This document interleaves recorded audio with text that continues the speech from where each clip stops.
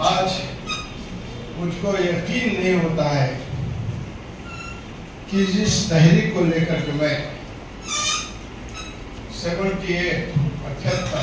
1978 जब मंडल कमीशन बना और इस मुल्क में वो कौन ओबीसी है उसकी शनाख्त और पहचान के लिए कर रहा था, तो उस वक्त मुझे जो प्रेरणा मिली, जिनको मैं गुरु कहता हूँ, है गुरु एडवोकेट जनार्दन पाटिल और दूसरे उम्र में बहुत छोटे हैं कपिल पाटिल, जो उस वक्त कॉलेज में पढ़ते थे, 19 या 20 साल की उम्र होगी। ये वहाँ चुनाभट्टी में आया करते थे जहाँ जनार्दन पाटिल रहते थे, जो मुहिम चलाते थे ओबीसी की। तो जब उन्होंने मुझे देखा, हमने उनको समझा, जनार्दन पाटिल उनको समझा, तो ये तो बहुत नौजवान थे और दूर अंदेश थे। अभी भी है। जैसा सरफराज आरजू बहुत दूर अंदेश थे, वैसे कपिल पाटिल भी बहुत दूर अंदेश थे।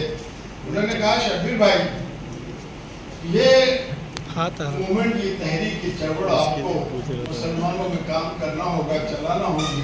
छोटी उम्र में थे, क्योंकि मैं कोशिश करता था समझने की कि है क्या। देखिए, इस मुल्क में कमीशंस बहुत बने, मुसलमानों के बहुत बहुत बड़े बड़े लीडर्स गुजरे हैं, उन कमीशनों को कभी उन्होंने समझने की कोशिश नहीं की। एक मिसाल देता हूं मैं, गोपाल सिंह कमीशन, अगर जो मुसलमान समझ लेते, उसके लिए अगर जो किसी ने लड़ाई लड़ा है तो उसका नाम था असगर अली इंजीनियर। उस असगर अली इंजीनियर ने जो लड़ा है, हम उस वक्त समझ जाते, तो आज हमारी ये हालत हमको नजर नहीं आती। हकीकत गोपाल सिंह कमीशन आज भी नहीं मालूम हमको कि क्या था, क्यों बनाई थी इंदिरा गांधी ने, किसके लिए बनाई थी। माइनॉरिटीज के पूरा टोटली माइनॉरिटीज मुसलमानों के लिए था, मगर हमने उसको समझने की कोशिश नहीं की। और ना ही हमारे लीडरों ने, जिनको हम खायब कहते थे, जो हमारे मिनिस्टर थे, जो हमारे खासदार थे, जो हमारे आमदार थे, उन्होंने कभी समझने की कोशिश ही नहीं की। असगर अली जी चीरते चीरते रहा, समझे नहीं। उसके बाद मंडल कमीशन जब आया है, वो 75 में था, ये 78 में आया। ये क्या कमीशन था, हिंदुस्तान का दस्तूर क्या है और दस्तूर ने क्या कहा है, पता नहीं। मंडल कमीशन जब आया, उसने कुछ मुसलमानों को जाकर के बात की, तो उन्होंने कहा कि नहीं, हमारा ऐसे कोई लेना देना नहीं, ना ही हम इसके चक्कर में पड़ना चाहते हैं।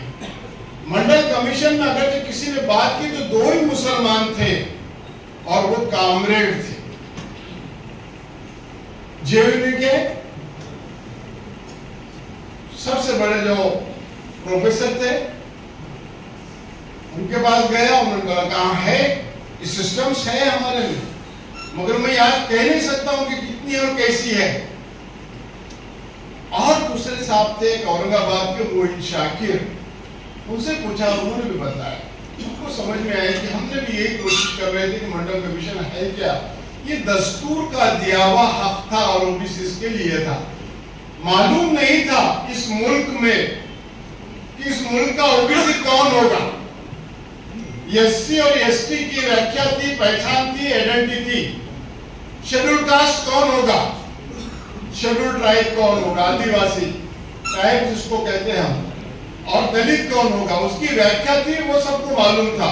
मगर ओबीसी कौन होगा, इसकी व्याख्या मालूम नहीं थी। और उसी लिए बाबा साहब अम्बेडकर ने जो दस्तूर के अंदर कलम 340 में कि ये कमीशन बनाया जाए इस मुल्क में, कि इस मुल्क का ओबीसी कौन है, तो उस वक्त लोगों को समझ में नहीं आया। और धर्म की और कई मजहब की बात नहीं की थी। उन्होंने कहा था कि इस मुल्क में रहने वाला कोई भी शहरी, उसमें धर्म और मजहब की बात नहीं थी, जो तालीमी और सामाजिक पिछड़ा है उसको सहूलत मिलना चाहिए। और उसके लिए पहला कमीशन काका कालेलकर मिला, जो जात के आधार पर गए उसकी तफसील में मैं जानना चाहता हूँ। और मंडल कमीशन बाद में बना, 78 में आया और उस वक्त हम समझना चाहते थे। और 1967 में मैंने मेरी किताब में लिखा हूँ कि 1967 में कुछ मुस्लिम बिरादरियों को डाला गया था। क्यों डाला गया था मुसलमानों को मालूम नहीं। उलमाओं के पास गए तो बोले हमारे जात पात में कुछ भी नहीं है, क्या है गलत है हमको नहीं मालूम है। हमारे लीडर, हमारे एमएलए, हमारे एमपी, हमारे मिनिस्टर को पूछा तो ये गलत बात है, आप काय को करते होंगे, क्या हो मालूम नहीं। उनको कोई लेना देना नहीं था। 1967 में कुछ मुसलमान बिरादरें आई थी और उसी को लेकर मैं निकला हूं कि ये बिरादरें आई तो क्यों है। इस्लाम में तो जात